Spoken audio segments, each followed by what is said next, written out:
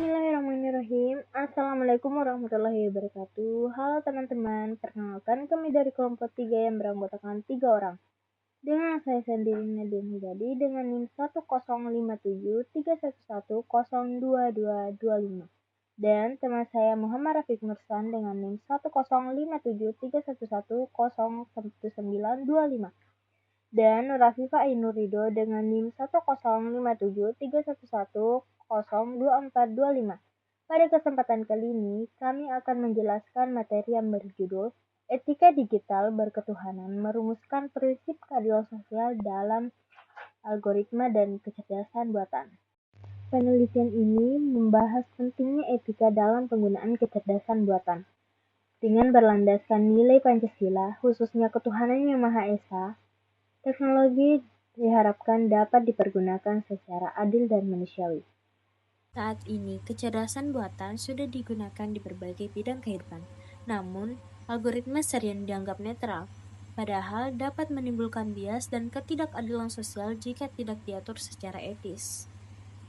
Assalamualaikum warahmatullahi wabarakatuh.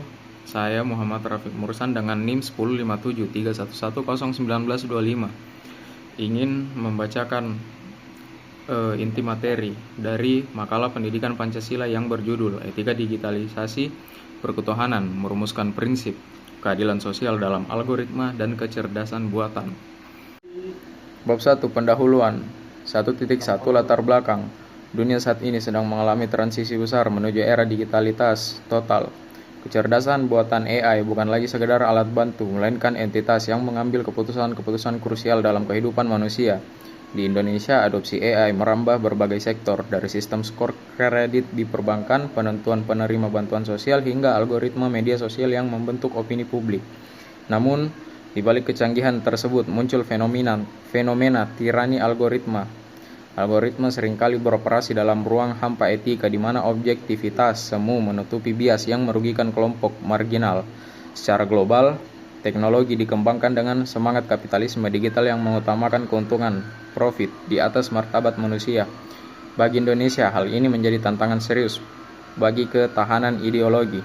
Pancasila sebagai Lead Star, bintang pemandu, harus hadir dalam ruang digital. Sila pertama, ketuhanan yang Maha Esa, memberikan landasan bahwa teknologi adalah sarana pengabdian, bukan berhala baru. Sementara sila kelima, keadilan sosial bagi seluruh rakyat Indonesia, menuntut bahwa hasil dari inovasi teknologi harus didistribusikan secara adil tanpa diskriminasi. Tanpa landasan etis yang kuat, AI berpotensi menjadi instrumen penindasan baru yang memperlebar jurang ketimpangan sosial di Indonesia. Rumusan masalah.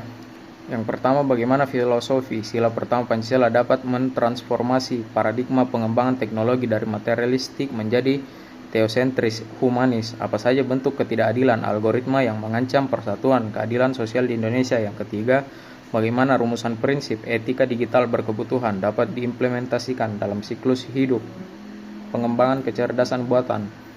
Apa peran negara dan pengembangan lokal dalam mewujudkan kedaulatan digital yang berkeadilan? Di bagian tujuan penulisan, nomor 1, mengonstruksi pemahaman baru mengenai etika digital yang berakar pada nilai religiusitas bangsa Indonesia. Yang kedua, mengidentifikasi titik-titik kritis bias algoritma yang bertentangan dengan nilai keadilan sosial. Yang ketiga, menghasilkan kerangka kerja framework etika bagi para inovator teknologi agar selaras dengan norma Pancasila. Yang keempat, memberikan kontribusi pemikiran bagi regulasi teknologi informasi di Indonesia yang lebih inklusif. Bab 2, tujuan pustaka 2.1 Pancasila sebagai fundamen etika teknologi. Pancasila menurut Noto Nagoro bukan hanya kumpulan slogan, melainkan satu kesatuan organis. Sila pertama menjadi basis moral yang menjiwai sila-sila di bawahnya. Dalam konteks teknologi, ini berarti pengembangan AI harus didasari pada rasa takut kepada Tuhan, akuntabilitas transendental, dan penghormatan atas ciptaannya. Etika Pancasila menolak determinisme teknologi yang memandang manusia sebagai budak alat, melainkan menempatkan teknologi sebagai sarana mencapai kemuliaan abadi. Adab 2.2 Anatomi algoritma dan bias digital. Algoritma serangkaian instruksi matematis. Namun data yang digunakan untuk melatih algoritma big data seringkali mengandung prasangka historis. Bias algoritma terjadi ketika sistem menghasilkan hasil yang secara sistematis merugikan kelompok tertentu. Misal, algoritma rekrutmen yang lebih memilih gender tertentu, gelombang filter bubble, algoritma media sosial yang hanya menyajikan informasi sesuai selera pengguna, yang pada titik ekstrim dapat memicu polarisasi agama dan politik bertentangan dengan semangat persatuan. 2.3 Teori keadilan sosial dalam ruang cyber.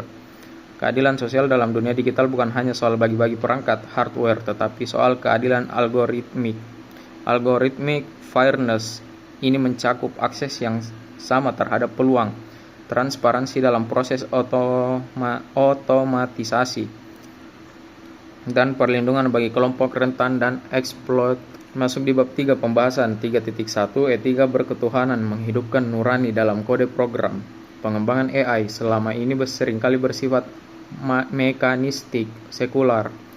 Konsep etika digitalisasi berketuhanan menawarkan kebutuhan paradigma.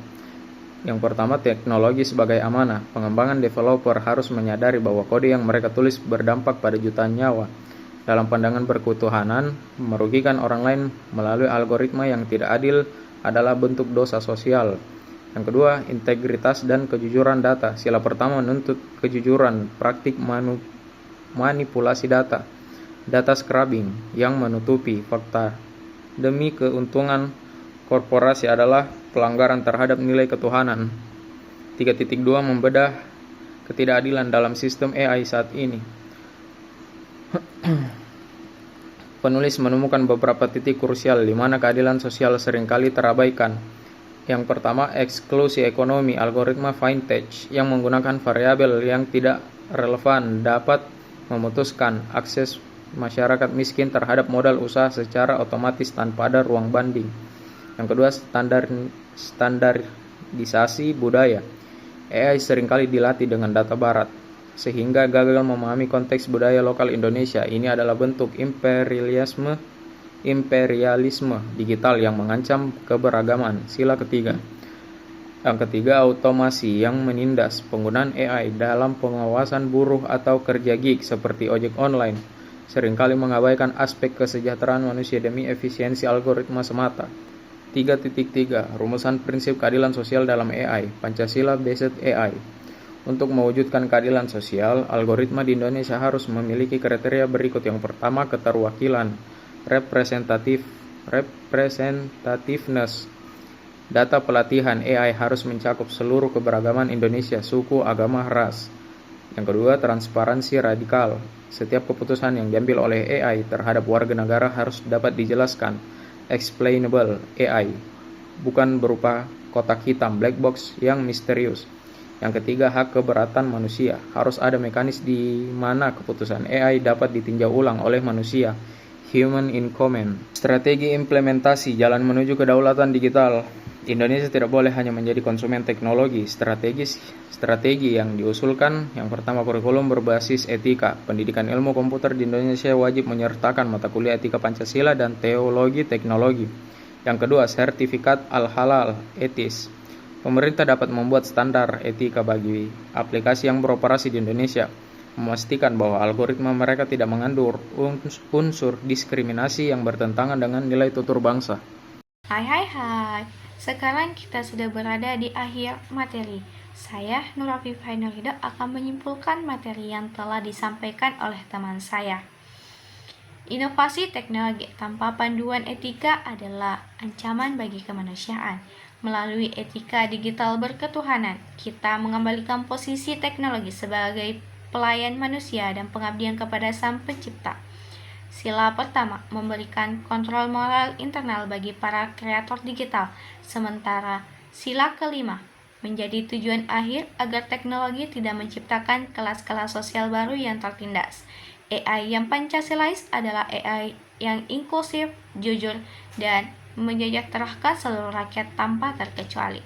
Adapun saran bagi pemerintah yakni perlu segera dibentuk Dewan Etika Digital Nasional yang melibatkan pakar teknologi, ilmu hukum, dan tokoh agama untuk mengawasi implementasi AI di ruang publik. Dan saran bagi pengembang teknologi, mulailah melakukan social impact assessment sebelum meluncurkan produk algoritma ke masyarakat luas. Dan saran bagi masyarakat yakni perlu meningkatkan literasi digital agar tidak terjebak dalam manipulasi algoritma dan mampu menuntut hak-hak digital mereka sesuai prinsip keadilan sosial.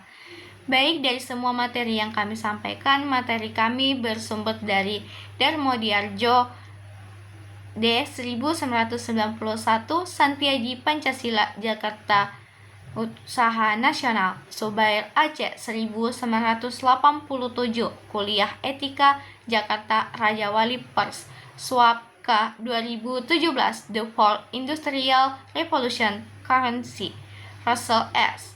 2019, Human Compatible Artificial Intelligence and the Problem of Control Freaking.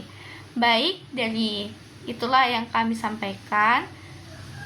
Demikian, wassalamualaikum warahmatullahi wabarakatuh. Sampai jumpa.